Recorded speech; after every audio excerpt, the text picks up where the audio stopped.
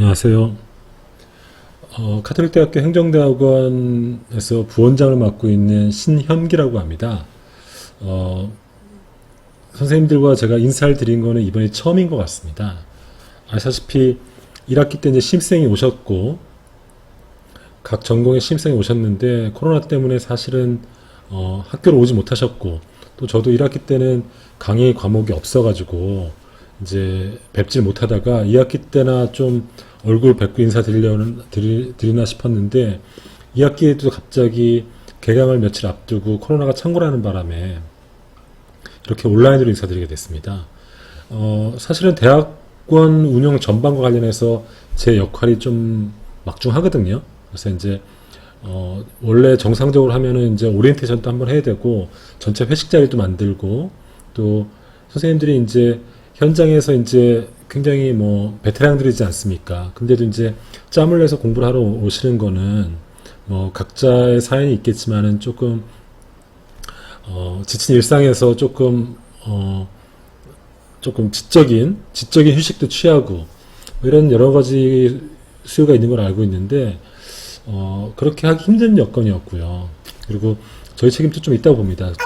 기수 대표도 뽑고 그래야 되는데 기수 대표를 뽑을 수도 없었고, 그리고 보통 여름 때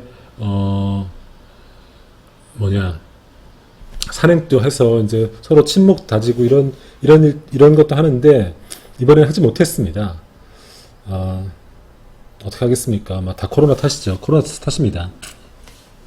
그래서 이제 저는 이제 그래서 온라인 강의지만 될 수 있으면 제 얼굴을 비치고 앞으로 이제 이런 식으로 온라인 강의를 하게 되는데 제 얼굴을 비치고 이렇게 화면상으로라도 좀 자주 얼굴을 보이려고 생각하고 있습니다.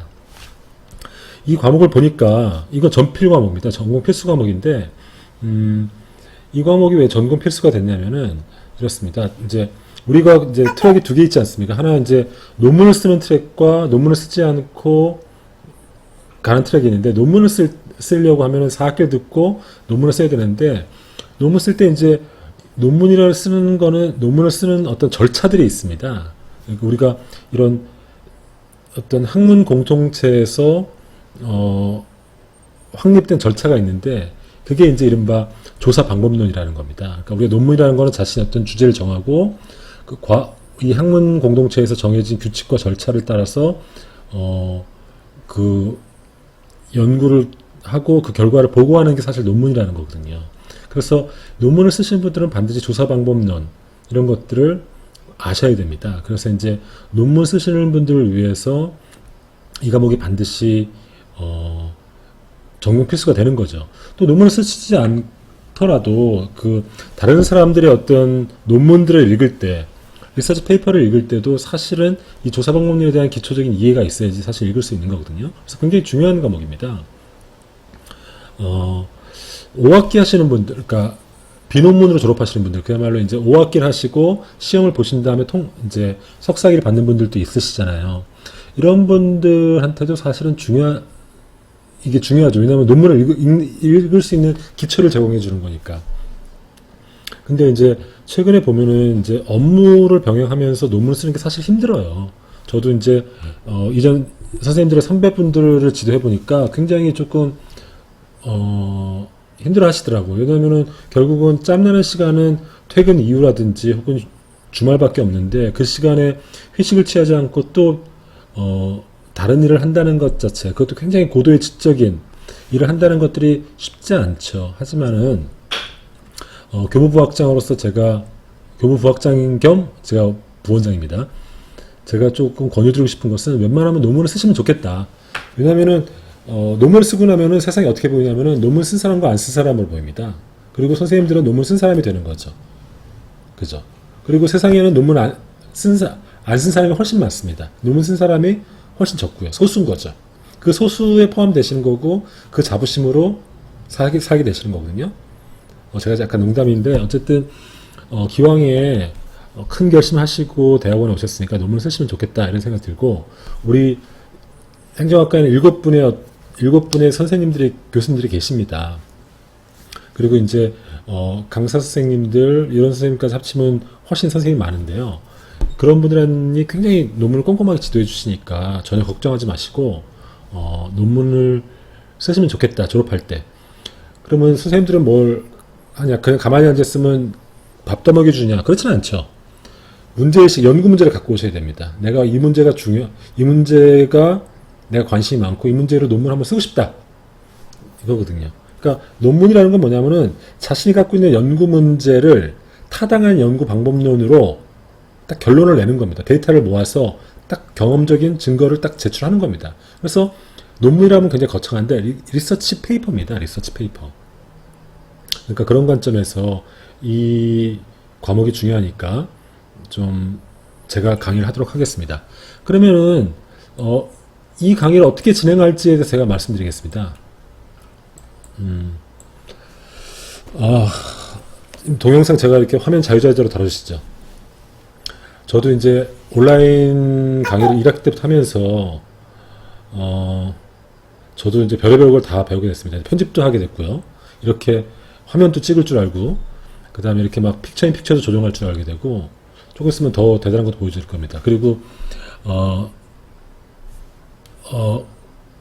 오늘 제가 그것도 신청했습니다. 그 웹툰 작가들이 그리는 그 와콤 태블릿 있잖아요. 그래서 여기다가 막 필기하고 그러려고. 그래서 이렇게 잡기술들이 늘은 건 좋죠. 또 유튜브 시대에 저도 영상 편집할 줄 알게 되니까 좋긴 한데, 그렇습니다. 반반입니다. 그리고 제 표정이 약간 피곤해 보일 수도 있어요. 그건 왜 그러냐면요. 제가 내일 이제 선생님들이 강의를 보실 수 있도록 강의 동영상을 다 찍었어요.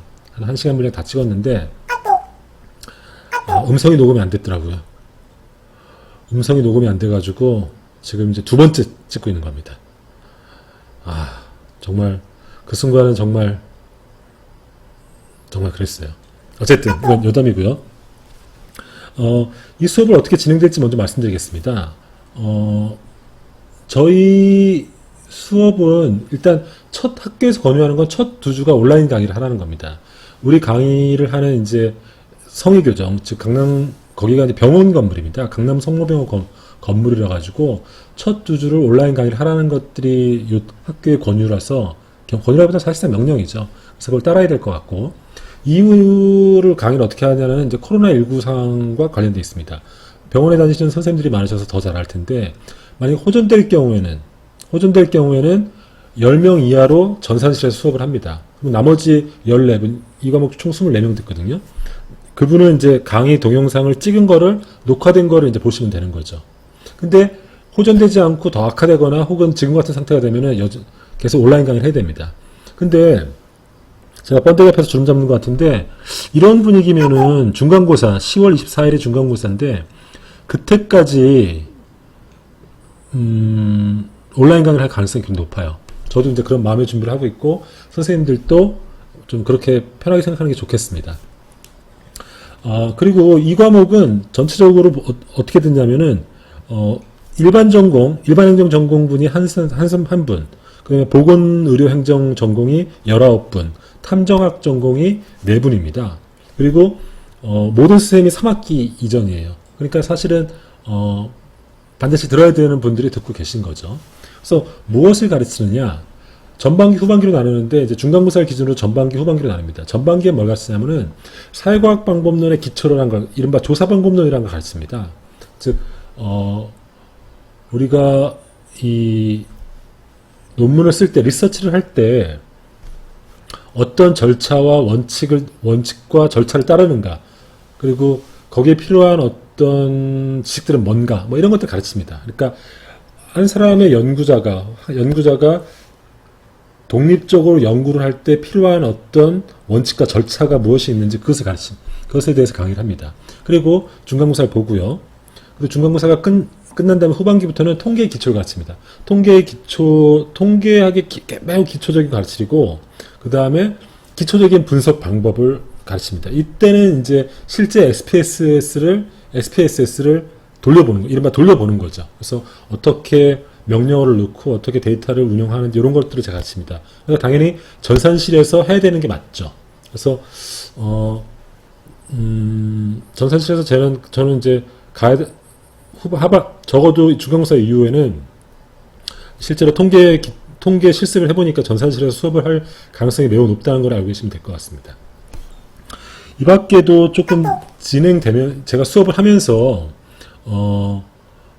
변동사항이 있으면 또 말씀드리도록 하겠습니다. 그 전까지는 제가 항상 이런 방식으로 PPT에다가 제 얼굴을 끼워 넣어서 왜냐면은 1학기 때는 제가 학부생들을 대상으로 PPT에다가 음성만 시켰는데 학생들이 좀 지루하다는 얘기가 있었어요. 왜냐면 그렇죠. 뭐 1시간 넘는 강의를 계속 목소리만 듣고 있으니까 지루하잖아요. 그래서 제가 조금 저도 막 이렇게 피곤한 표정 이런 것들 감추고 싶지만은 제 얼굴을 과감히 등장시키도록 하겠습니다. 그래서 그나마 부족한 어떤 소통 이런 느낌이 들도록 하겠습니다. 참고로 제 1학기 때 강의평가가 90점 이상 나왔습니다. 제 자랑이 아니라 왜냐하면 강의평가라니까 학생들이 막 미치는 거죠. 교수님도 미치고 학생들도 미치는 건데 그래서 되게 그 선생님들의 예전 평균보다 떨어졌는데 저는 평균을 유지했습니다. 제 평균을.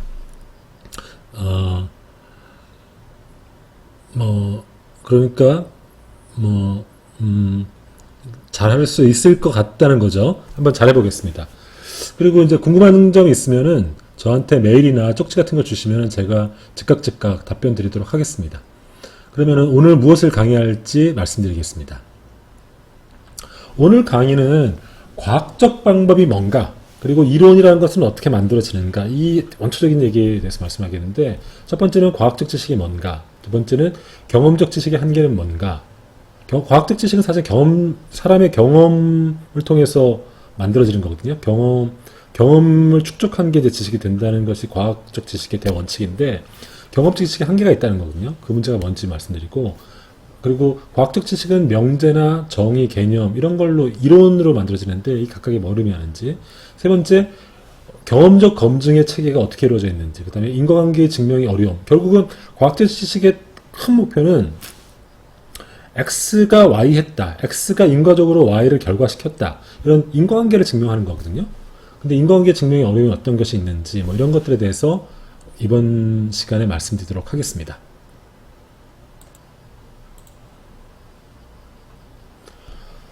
먼저 과학적 지식에 대해서 말씀드리겠습니다.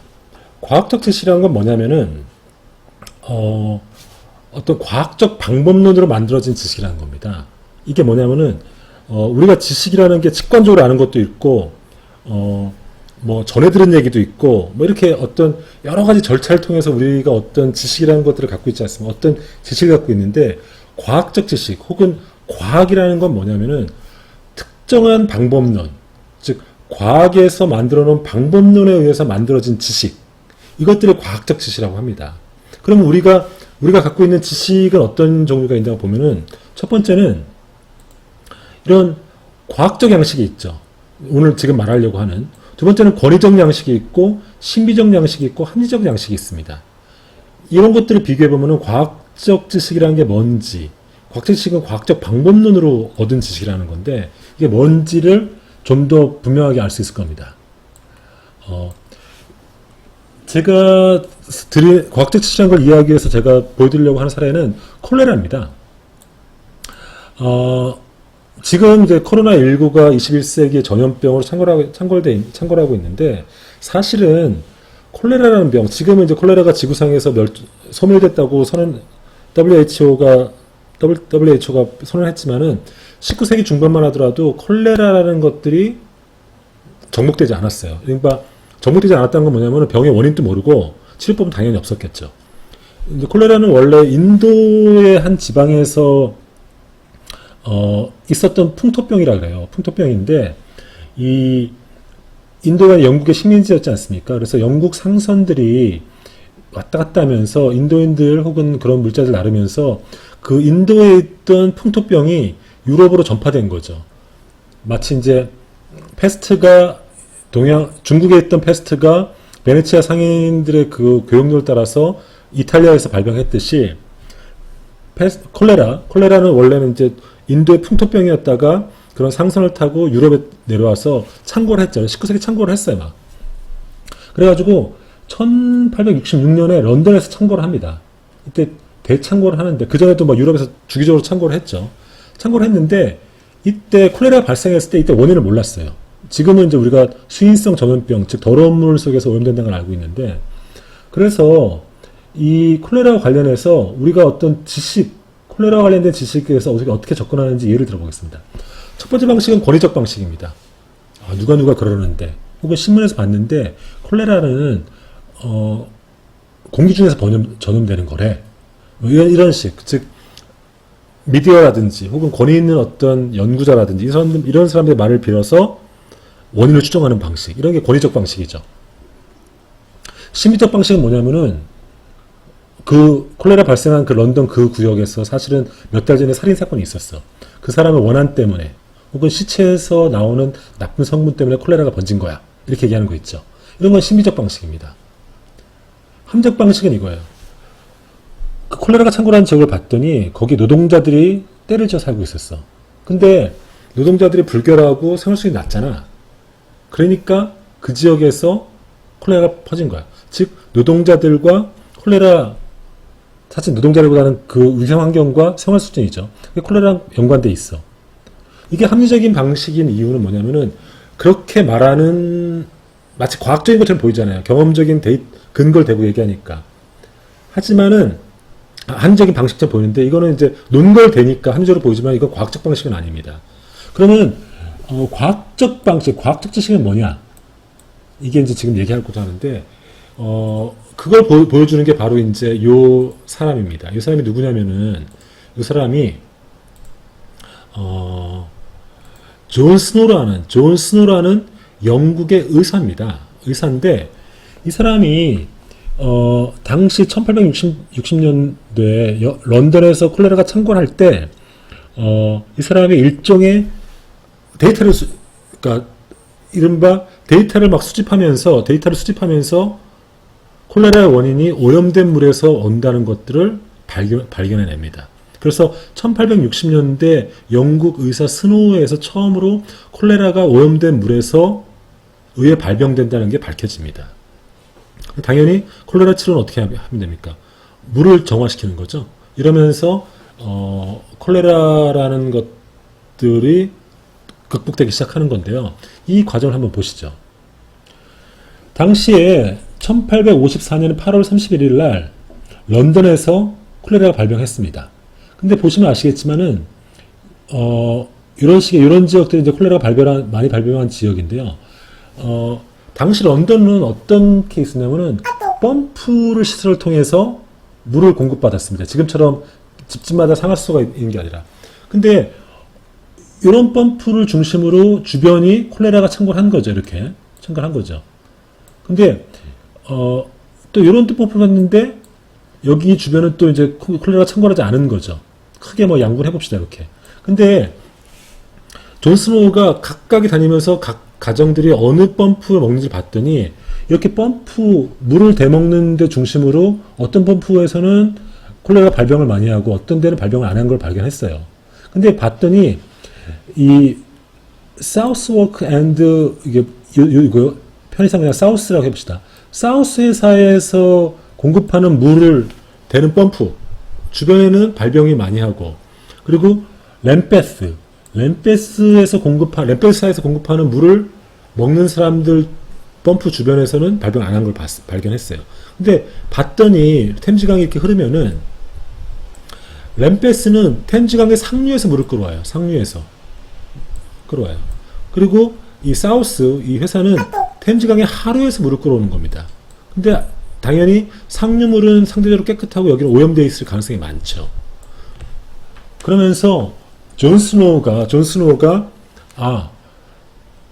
하루에 오염된 물을 먹는 사람을수록 콜레라 발병이 많다는 사실을 발견해냅니다. 그리고 상류에 깨끗한 물을 먹는 사람들은 발병이 없는 거죠. 그죠? 그리고 이게 실험적 상황과 똑같은 게 뭐냐면은 이 사람들이 램페스의 물을 먹는지 워크의 물을 먹는지는 사실은 완전히 랜덤하게 결정되는 거거든요. 즉 부잣집 사람들만 혹은 뭐 특별히 건강한 사람들만 램페스물을 먹었던 것이 아니라 내가 램페스물을 먹을지 이 사우스 웨스트 물을 사우스 워크물을 먹을지는 완전히 무작위적으로 결정된 거죠. 그러니까 실험적 상황이 된 겁니다.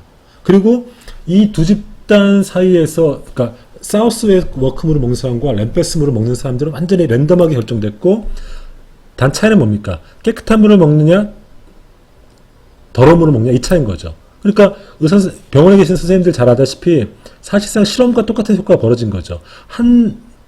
내가 사우스 워크 물을 먹는 게 일종의 처치 효과가 된 거죠. 그러면서 이쪽이 처치 집단이 되면서 이 물에 의해서 콜레라가 발생한다는 것들이 발견되는 거죠. 그죠? 이걸 통해서 콜레라는 더러운 물에서 발병한다는 것들이 과학적으로 증명된 거죠. 존 스노우의 이 콜레라 원인 발견 과정을 한번 우리가 되짚어보면요. 이게 이제 과학적 지식이 만들어지는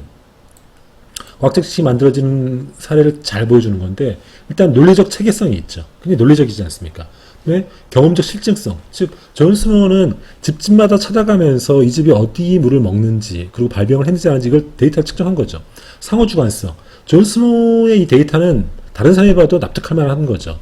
계량성. 정말 데이터로 표현했다는 거죠. 그 다음에 일반성. 즉, 보편적 추상적. 즉, 존 스노우의 결론은 굉장히 일반적이죠. 일반적이고 일반화시킬 수 있는 거죠. 즉 더러운 물은 콜레라 발생한다. 그리고 그것을 바탕으로 예측도 가능하죠. 즉 더러운 물을 끊으면은, 즉 깨끗한 식수원을 바꾸면은 콜레라 발병이 낮아진다는 예측성 갖고 있죠. 이런 게 바로 과학적 접근의 방법입니다. 그리고 이런 과학적 절차, 이런 과학적 원리로 만들어진 게 바로 과학적 지식이라는 겁니다. 그죠? 그래서 우리가 지식을 얻는 많은 방법이 있는데 우리가 사회과학에서 추구하는 것은 바로 과학적 지식이라는 건데 그 과학적 지식은 바로 이런 존 스노우가 보여줬듯이 특별한 어떤 방법론, 논리적이고 체계적이며 경험적이고 계량 가능하고 일반화 가능할 수 있는 이런 특별한 방법론적인 원칙과 절차에 의해서 만들어진 지식. 여기서 그 지식은, 과학적 지식은 콜레라는 더러운 물, 오염된 물에서 발병한다. 이거죠. 이렇게 만들어진 지식이 바로 과학적 지식이라는 걸 말해주는 겁니다. 그래서 잠깐 여담인데 제가 이 얘기를 하고 또 이제 지금 코로나19도 있으니까 제가 콜레라가 발병했을 때 19세기 중반까지만 해도 유럽에 콜레라가 발병했으니까 콜레라가 발병했을 때 유럽은 어땠는가 이런 걸 보려고 제가 영화를 찾아봤어요. 영화를 찾아봤더니 콜레라랑 관련된 영화가 두 개가 있더라고요. 하나는 외적 영화, 이 기붕의 홀스맨 온 더 루프, 프랑스 영화입니다. 이게 기붕의 기병이라는 영화고 우리가 잘 알고 있는 줄리엣 비노시가 나옵니다. 이 프랑스 귀족, 평민인데 귀족이랑 결혼해서 이제 프랑스 귀족이 된 사람이고 이 사람은 이탈리아 귀족 출신입니다. 이 사람은. 러브스토리인데 러브스토리 같진 않아요. 근데 이게 배경이 뭐냐면은 1830년대 남프랑스, 즉 프로방스 지방에서 벌어진 얘기인데 그 당시에 거기도 이제 콜레라가 창궐을 해요. 콜레라 창궐을 하는데 이 동네에 콜레라가 창궐을 했어요. 근데 이 사람은 누구냐면은 원래 이탈리아가 그 당시에 오스트리아 합스부르크 가문의 지배를 받아가지고 식민지 상황이었거든요. 그래서 청년 이탈리아당 이런 사람들이 이제 독립운동을 하던 사람인데 쫓겨가지고 프랑스로 망명을 온 거예요. 망명해서 어떤 마을에 갔는데 거기는 이미 콜레라가 창궐돼 있어요. 그래서 우물에 물을 먹으니까 사람들이 저 사람이 우물에 독을 타가지고 콜레라 창궐했다고 막 사람들이 몰려오고 그래요. 근데 그 당시에 콜레라 창궐했던 마을을 보니까 마을이 전체 막 지금처럼 공중 방역이라는 게 없으니까 막 시체가 그냥 집에 썩어가고 막 그렇더라고요. 그래서 한번 기회가 되시면 보시면 좋겠어요. 뭐 코로나19 때문에 별로 하실 일도 없으시잖아요. 그래서 한번 영화 보시면 좋겠어요. 그리고 이 영화가 굉장히 우아합니다. 우아하고 뭐 이렇게 말씀하면 어떨지 모르겠는데 이 사람이 이탈리아 귀족이잖아요. 이탈리아 귀족인데 어떤 정말 귀족의 기사도라고도 할 수 있고 신사도라고도 할 수 있고 뭐 이런 건데 어떤 귀족적인 매너는 무엇인가 이런 것들을 아주 멋지게 보여주는데 굉장히 이 영화 좋습니다. 이 영화 꼭 추천드립니다. 꼭 나중에 시간 돼서 보세요. 불법 다운로드는 하시지 마시고요. 네이버에 들어가시면은 유료로 한 1,300원, 1,200원 정도 보실 수 있으니까 보십시오. 그리고 또 하나는 제가 찾아본 거는 콜레라 시대의 사랑이라는 영화입니다. 이거는 그 유명한 100년 동안의 고독을 쓴 마르케스라는 남미 작가가 쓴 작품인데요. 콜레라 시대의 사랑이라서 뭐 콜레라의 역경을 극복하고 뭐 남녀간의 사랑을 했나 뭐 이런 얘기인 줄 알았더니 그런 얘기 전혀 아니더라고요. 잠깐 콜레라가 퍼지는 때 얘기는 있는데 그런 얘기 아니고 한 남자 지금 관점으로 뭐 약간 정신 도착이라고도 할 수 있나 뭐 하여튼 뭐 좀 기괴한 사람의 얘기입니다. 한 여자를 평생 사랑하는 그 여자가 결혼했는데도 결혼 안 하면서 끝까지 지켜봤다가 그 남편이 죽을 때까지 기다렸다가 결국 죽은 다음에 뭐 이른바 이제 육체적 관계를 맺는 이런 정말 특별한 사람의 특별한 사랑 얘기더라고요.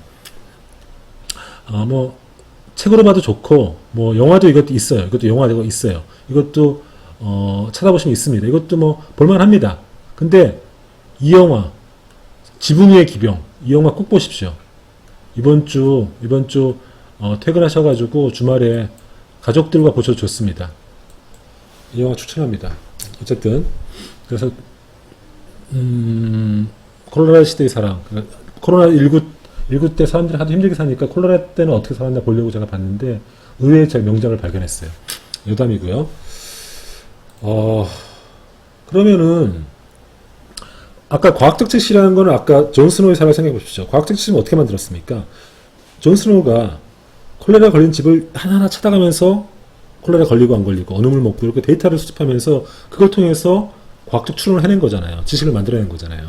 그러면 이제 결국은 과학적 지식의 핵심은 경험입니다. 경험의 축적을 통해서 과학적 지식이 만들어지는 거죠. 이른바 균화법에 근거한 거죠. 근데 그 전에 이제 쟁점 하나가 이겁니다.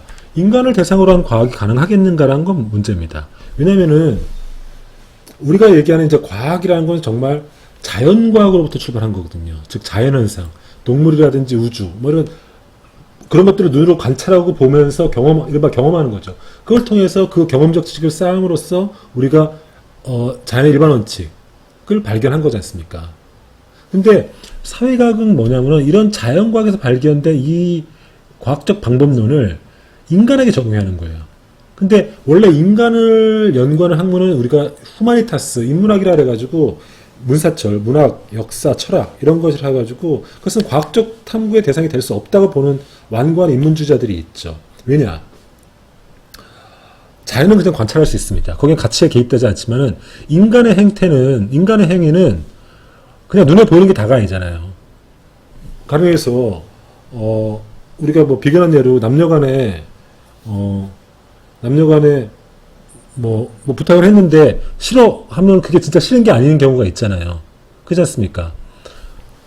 왜냐하면은 인간이라는 존재는 사실은 그 내면적 동기라는 것이 있기 때문에 그냥 그 고지부대로 보면 안 되고 보이는 대로 인간이 아니라는 거 아닙니까?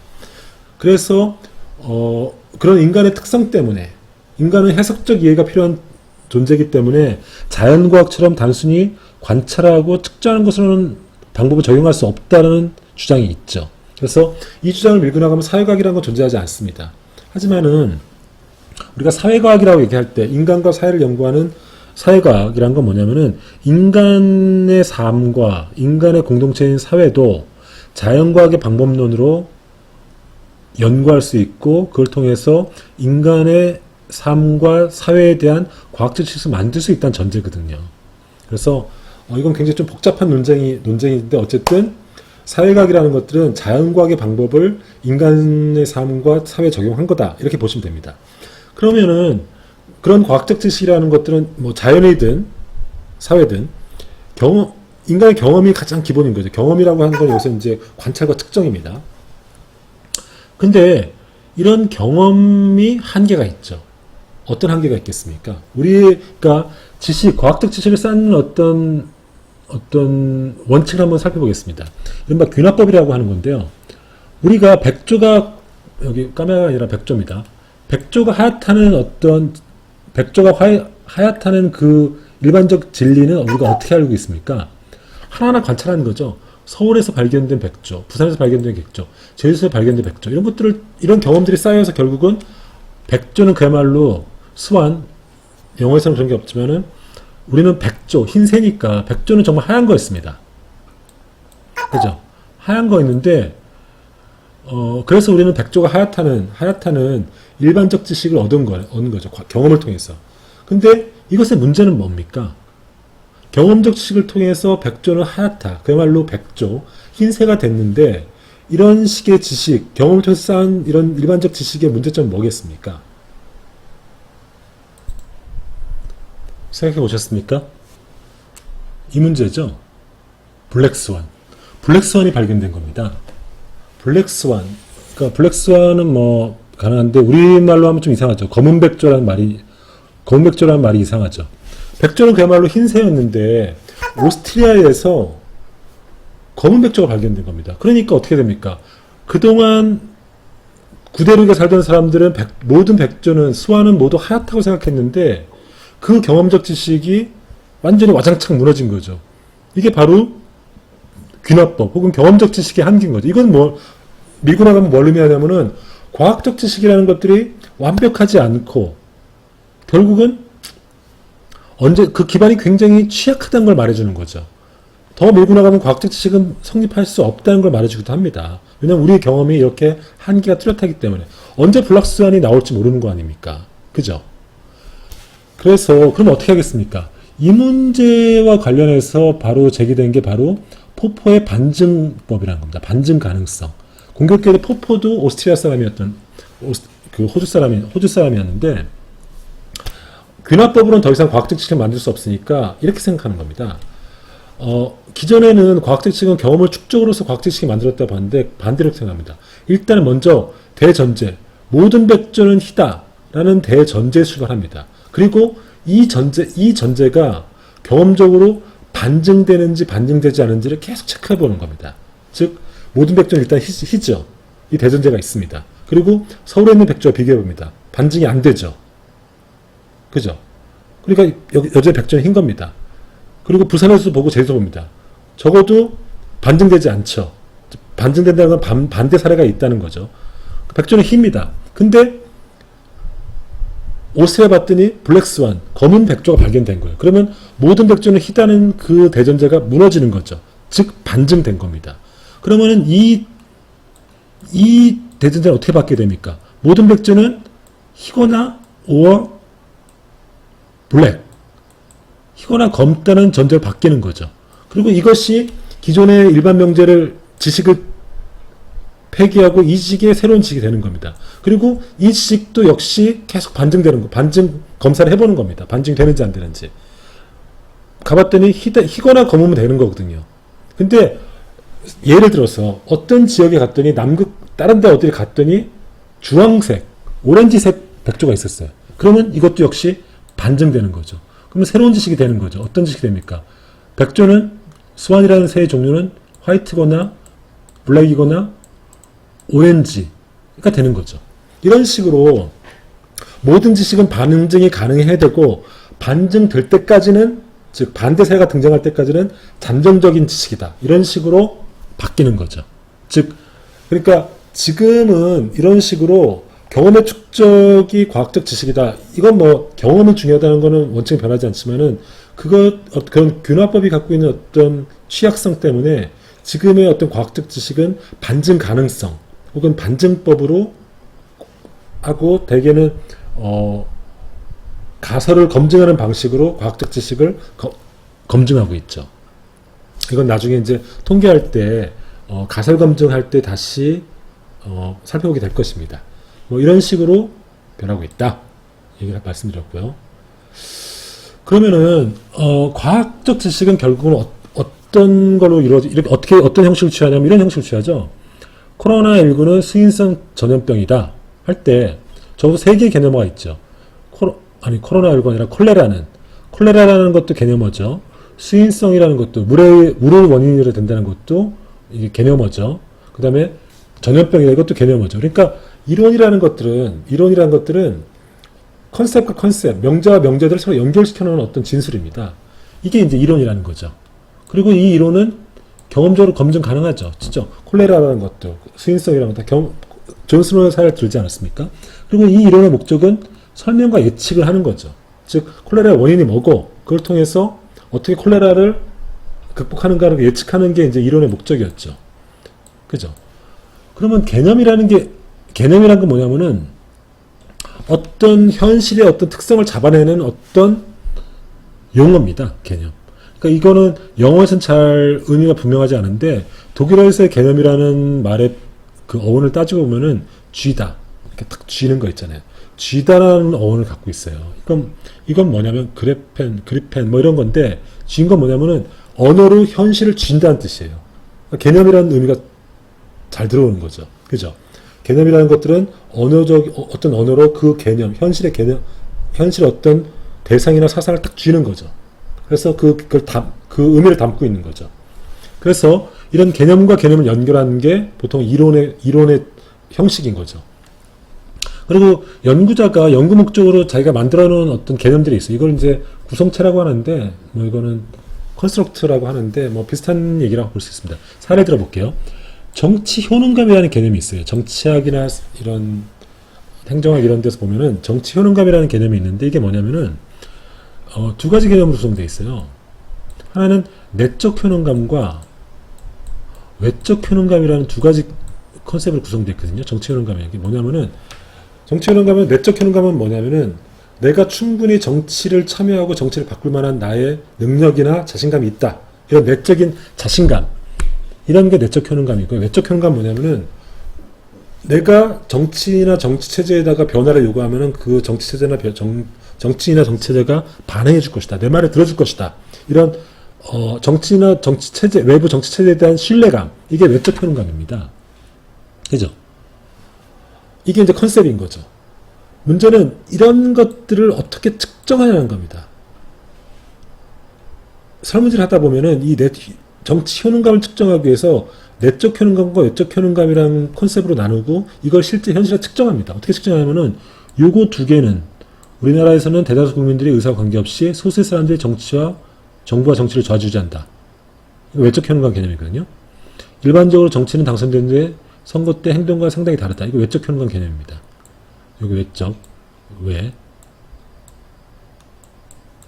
그리고 우리 같은 사람은 정부가 하는 일에 대해 말할 자격의 능력이 없다. 내적 효능감 개념이고 투표는 많은 사람들이 하기 때문에 나는 필요 없다. 이게 내적 효능감 개념입니다. 그러면 이 설문지 돌리면은 사람들이 이렇게 체크하잖아요. 이렇게 뭐 3, 1 뭐 이렇게 하잖아요.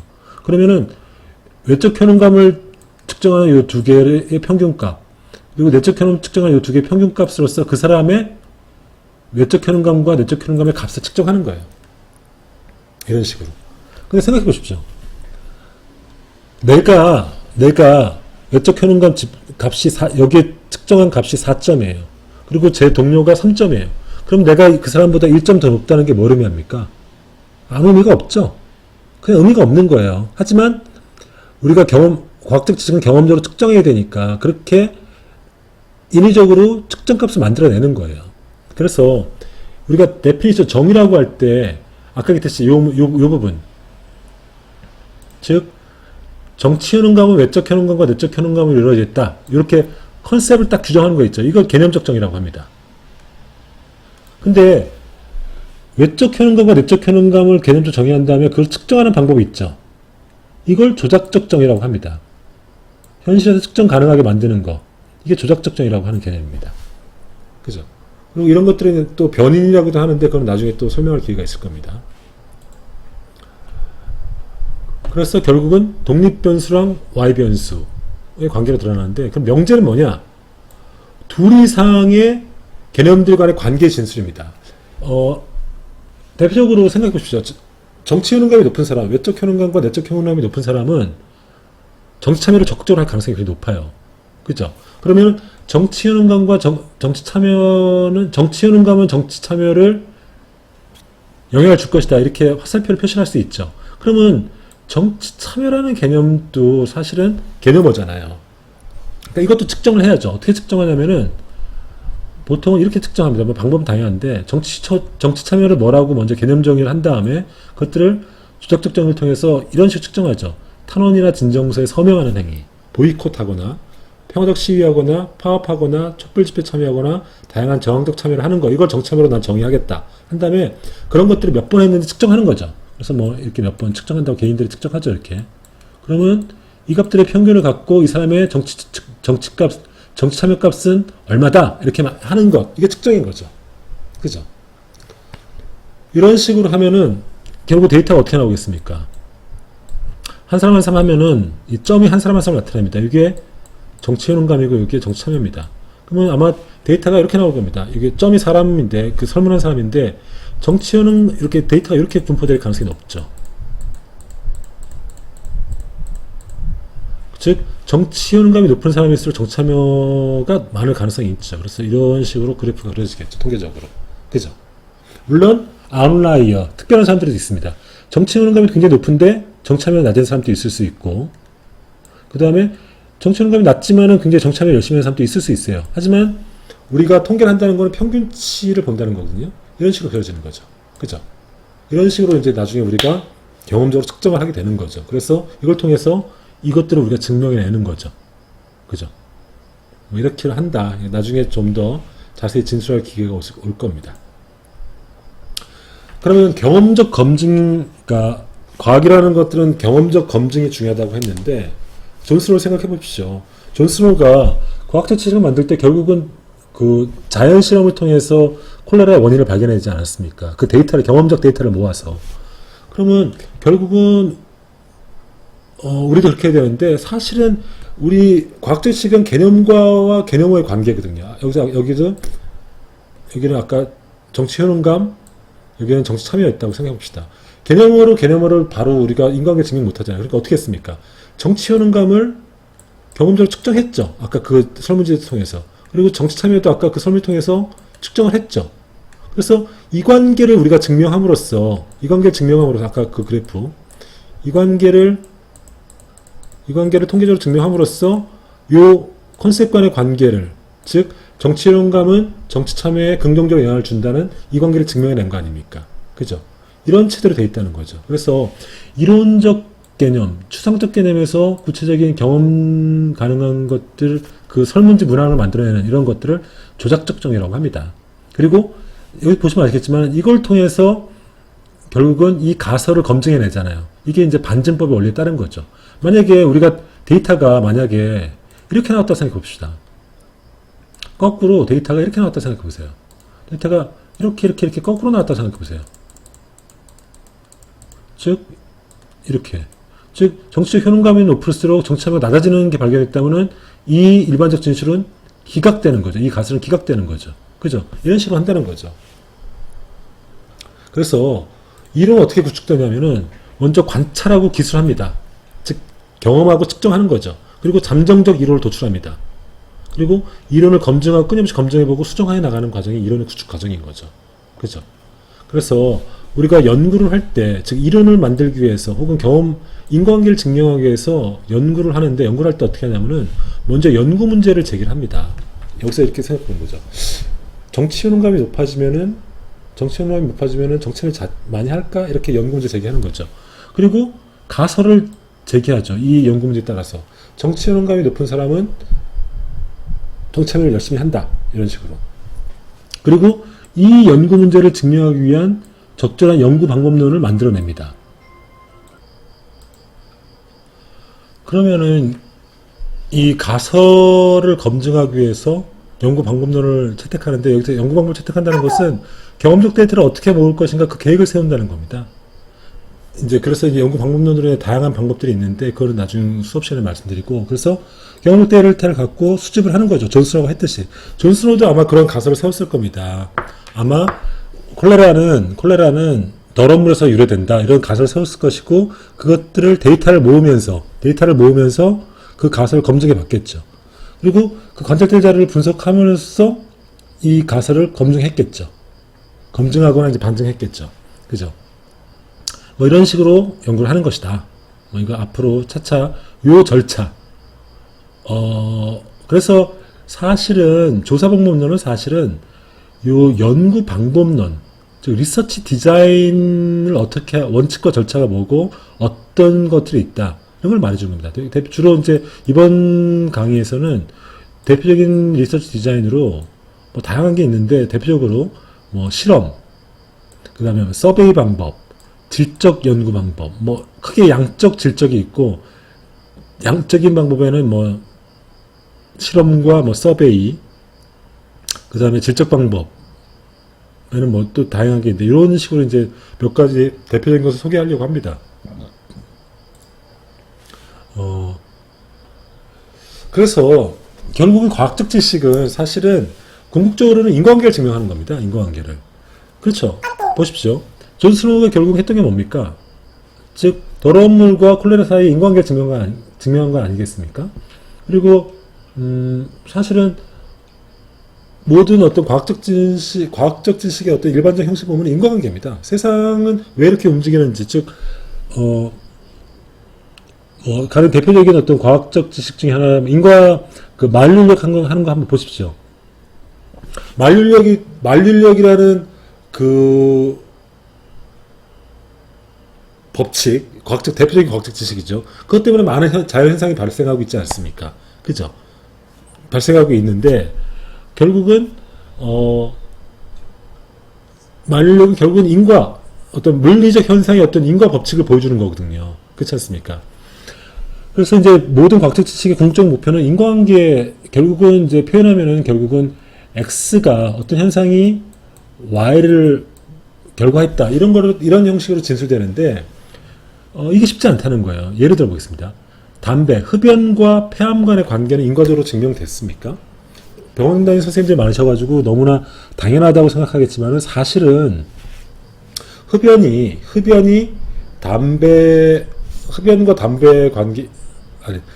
흡연과 폐암과의 관계는 인과적으로 분명하게 증명되지 않았습니다. 생각해 보십시오. 그때 그래프를 그리면 이런 거겠죠. 이쪽이 흡연량입니다. 이쪽이 흡연량. 이쪽이 발병률이라고 해봅시다. 발병률. 폐암의 발병률. 이렇게 그럴 게 있겠죠. 근데 이런 사람들이 있어요. 흡연 많이 했는데 늙어 죽는 사람들이 있어요. 폐암 안 걸리고. 그리고 이런 사람들도 있어요. 흡연 전혀 안 했는데 폐암 걸려 죽는 사람이 있어요. 발병의 극한은 죽음이라고 해보면은. 이런 사람들이 이런 아웃라이어들은 이해가 안 가는 거 아닙니까? 이런 사람을 통해서 이것이 반박되는 거 아닙니까? 그죠? 그래서 실제로 2013년 4월 보면은 담배 회사가 승소합니다. 흡연이 폐암의 원인이라는 것들을 인과적으로 증명하지 못해가지고. 그죠? 요 유튜브 보시면 됩니다. 그래서, 이렇게 인과관계를 증명하는 것들이 쉽지 않다. 그래서 정말 타당하고 누구도 거부할 수 없게 인과관계를 증명하는 것. 이게 바로 연구 설계를 하는 타당한 연구 설계의 핵심이라는 겁니다. 어떤 방법이 있을까요? 다양한 방법이 있습니다. 서베이를 하는 것도 있고, 또, 환자들의 오랜 데이터를 모으는 방식도 있고, 대표적으로 실험하는 방법도 있어요. 재밌는 거는 쌍둥이 실험이 대표적으로 재밌습니다. 담배와 노화의 관계에 대한 쌍둥이 실험이 있는데요. 역시 유튜브를 보시면 됩니다. 제가 동영상 보여드리고 싶은데 지금 여건이 여의치가 않은데 이런 겁니다. 일란성 쌍둥이들은 사실은 동일한 조건 아닙니까? 동일한 조건인데 어떤 쌍둥이를 찾아내냐면은 한 사람은 담배 피우고 한 사람은 담배 안 피우는 이런 쌍둥이 짝을 찾아냅니다. 그러면은 거의 똑같다고 봐야죠. 가정환경, 유전적인 요인이 똑같은데 한쪽은 담배 피우고 한쪽은 담배를 안 핍니다. 그리고 이들 두 집단의 피부 노화 정도를 비교해 보는 거죠. 그리고 피부 노화의 차이를 그러면 뭘로 추론할 수 있습니까? 담배로 흡연으로 추론할 수 있잖아요. 이런 실험적 방법으로 우리가 인과관계를 증명해내는 거죠. 그러니까 이렇게 어떤 방식으로 인과관계를 증명할까? 이 방법을 택하는 게 이게 연구 설계의 핵심이라는 거죠. 그리고 그런 연구 설계를 하는 이유는 바로 타당한 인과관계 증명을 위해서 하는 거라는 겁니다. 그리고 그런 것들을 전부 다 하는 게 연구 설계고 그런 것들을 배우는 것이 조사 방법론의 핵심 쟁점이라는 거죠. 핵심 강의 내용이라는 거죠.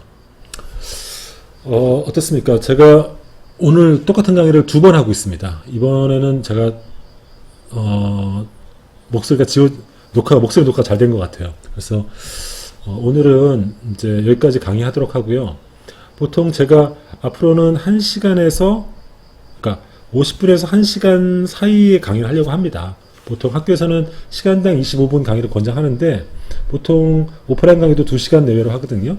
그러니까 그렇게 하려고 하고 오늘은 뭐 이 정도로 하겠습니다. 그 다음에 앞으로 저도 이제 다양한 사례들 이런 것들 찾아가지고 조금 더 이해하기 쉽도록 설명하도록 노력하겠습니다. 그리고 다음 시간에는 본격적으로 연구 설계 뭐 이런 것들에 대해서 강의하도록 하겠습니다. 그러면은 이것으로서 첫 번째 강의를 마치고요. 다음 주에 다시 뵙도록 하겠습니다. 수고하셨습니다.